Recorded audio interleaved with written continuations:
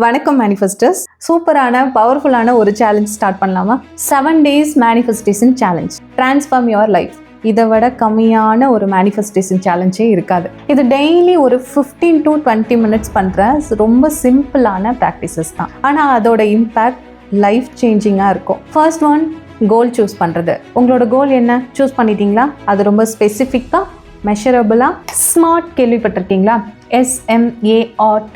S for specific, M for measurable, A for achievable, R for realistic, T for time bound. இப்படி தான் உங்களோட கோல் இருக்கணும். உங்களோட கோல் ஸ்பெசிஃபிக்காக இதுதான் எனக்கு வேணும் அப்படின்னு இருக்கணும். மெஷரபிள்னா எவ்வளோ வேணும்? ஒரு வீடு வேணும்னா எனக்கு வீடு வேணும், அது 2 BHKல இவ்வளோ ஸ்கொயர் ஃபீட்டில் இருக்கணும் அப்படின்ற வரைக்கும் தெளிவாக தெரியணும். அடுத்து அச்சீவபிள். நீங்கள் பார்க்குற வேலைக்கு நீங்கள் ஏர்ன் பண்ணிட்டு இருக்கிறதுக்கு உங்களால் 2 BHK தான் வாங்க முடியும் அப்படின்னு உங்களுக்கு தோணுச்சுன்னா நீங்கள் 3 BHKன்னு கூட செட் பண்ணலாம்.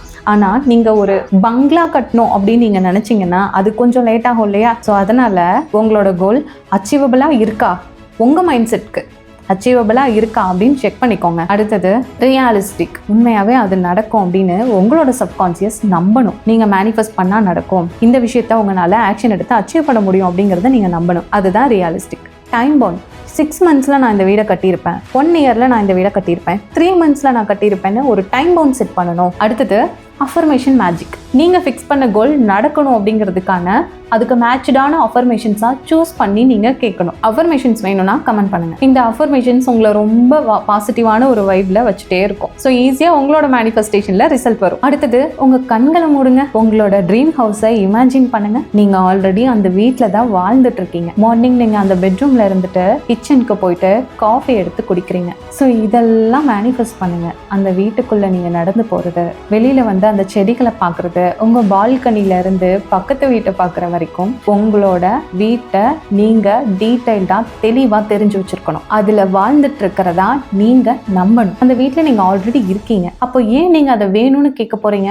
அந்த அளவுக்கு உங்களோட மேனிஃபெஸ்டேஷன் விசுவலைசேஷன் கிளியராக இருக்கணும். அடுத்தது கிராட்டிடியூட் ஜர்னலிங். ஒரு கிராட்டிடியூட் ஜர்னல் எழுதுறது எவ்வளோ முக்கியம் தெரியுமா மேனிஃபெஸ்டேஷனில்? நீங்கள் ரிசீவபிள் மைண்ட் செட்டில் உங்களை செட் பண்ணுறதுக்கும் உங்களுக்கு வேணுங்கிற விஷயத்த யூனிவர்ஸ் கொடுக்கும்போது நீங்கள் ரிசீவ் பண்ணிக்கிறதுக்கும் ரொம்ப ஹெல்ப் பண்ணுற ஒன்று தான் இந்த பிளஸிங் கால்குலேஷன். மார்னிங் எழுந்தோடனே 10 blessings எழுதுங்க. நீங்கள் எதனால ரொம்ப சந்தோஷமா இருக்கீங்க, உங்களுக்கு கிடைச்ச கண்களுக்கு, நீங்கள் இப்போ வாழ்ந்துட்டு இருக்கிறதுக்கு ஹெல்ப் பண்ணுற இந்த பிரீத்க்கு, இந்த மாதிரி உங்களை சுற்றி இருக்கிற சின்ன விஷயமோ பெரிய விஷயமோ எதுவாக இருந்தாலும் நீங்கள் அதுக்கு நன்றியோட இருக்கிறதா எழுதுங்க. அடுத்தது வாட்டர் மேனிஃபெஸ்டேஷன். வாட்டர் மேனிஃபெஸ்டேஷன் ரொம்ப உங்களுக்கு ஹெல்ப் பண்ணும். ஒரு டிரான்ஸ்பரண்டான டம்ளரில் வாட்டர் எடுத்துட்டு அந்த தண்ணியை பார்த்து ஆல்ரெடி நீங்கள் அச்சீவ் பண்ணிட்டதா ஃபீல் பண்ணி எமோஷ்னலாக அந்த தண்ணியை குடிங்க. ஸோ அந்த வீடு, ஸோ என்னோட வீட்டை நான் கட்டி முடிச்சுட்டேன், அந்த வீட்டில் தான் நான் வாழ்ந்துட்டு இருக்கேன் அப்படின்னு அதில் பதிவு பண்ணிட்டு குடிக்கும்போது சீக்கிரமாக அந்த விஷயம் நடக்கும்.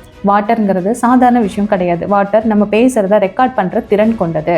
ஸோ நீங்கள் ரெக்கார்ட் பண்ண ஒரு விஷயத்தை குடிக்கும்போது அது பாடியிலையும் மைண்ட்லேயும் சேர்ந்து உங்களை மேக்னெட்டாக, அந்த விஷயத்தை ஈர்க்கிற ஒரு மேக்னெட்டாக மாற்றுறதுக்கு ஹெல்ப் பண்ணும். அடுத்ததாக எல்லாம் பண்ணியாச்சு, சும்மா நான் வீட்டில் போய் உட்காந்துப்பேன், அதான் நான் எல்லாம் பண்ணிட்டேனே, வாட்டர் மேனிஃபெஸ்டேஷன் பண்ணிட்டேன், விசுவலைசேஷன் பண்ணிட்டேன், அப்புறமா நடக்காமல் இருக்கும் அப்படின்னு நினச்சிட்டு போய் நீங்கள் ஒன்றுமே பண்ணாமல் உட்காந்துட்டு இருந்தீங்கன்னா நான் பொறுப்பில்லை, யூனிவர்ஸும் பொறுப்பில்லை.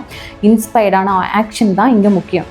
நீங்கள் என்ன பண்ணீங்க, ஒரு நாளைக்கு உங்களோட கனவுகளை ரீச் பண்ணுறதுக்காக நீங்கள் என்ன பண்ணியிருக்கீங்க, யூனிவர்ஸ் உங்களுக்கு கொண்டு வந்து கொடுக்கறதுக்கு நீங்கள் வேலை செய்யணும். சும்மா இருந்தீங்கன்னா அந்த விஷயம் மேஜிக்காக வந்தெல்லாம் நடக்காது. ஆக்ஷன் ஸ்டெப்ஸ் அப்படிங்கிறது இங்கே ரொம்ப முக்கியம். 7 days சேலஞ்சோட ரொம்ப முக்கியமான ஒரு விஷயம், உங்கள் ஆசைகள் பின்னாடி ஓடாதீங்க, துரத்தாதீங்க, சேஸ் பண்ணாதீங்க, அது வேணும்னு ஃபோர்ஸ் பண்ணாதீங்க. ஆல்ரெடி யூனிவர்ஸ் அங்கேருந்து டிஸ்பேச் பண்ணிடுச்சு, அது வந்துட்டுருக்கு. அது வரைக்கும் பொறுமையாக இருங்க, சரண்டர் ஆயிருங்க யூனிவர்ஸ் கிட்ட, நம்பிக்கையோடு இருங்க, அது கொடுக்கும்னு. எனக்கு என்ன வேணுமோ அது என்கிட்ட வரப்போகுது, அதுக்கான வேலைகளை யூனிவர்ஸ் அங்கே பார்த்துட்ருக்கு அப்படின்னு ரொம்ப ட்ரஸ்டபுளாக இருங்க. அந்த விஷயம் உங்களுக்கு தான். நான் இப்போ சொன்ன ஒவ்வொரு விஷயத்தையும் ஒவ்வொரு நாளும் நீங்கள் பண்ணணும்.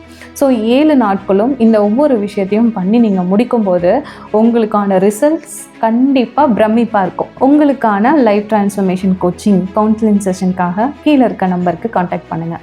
நீங்கள் மேனிஃபெஸ்டேஷன் டெக்னிக்ஸ் இன்னும் டீப்பாக லேர்ன் பண்ணணும் அப்படின்னா, லா ஆஃப் அட்ராக்ஷன் லேர்ன் பண்ணணும் அப்படின்னா கீழே இருக்க நம்பருக்கு காண்டாக்ட் பண்ணுங்கள். எங்களோட டீம் உங்களுக்கு சப்போர்ட் பண்ணுவாங்க. தேங்க்யூ. இன்னொரு வீடியோவில் பார்க்கலாம்.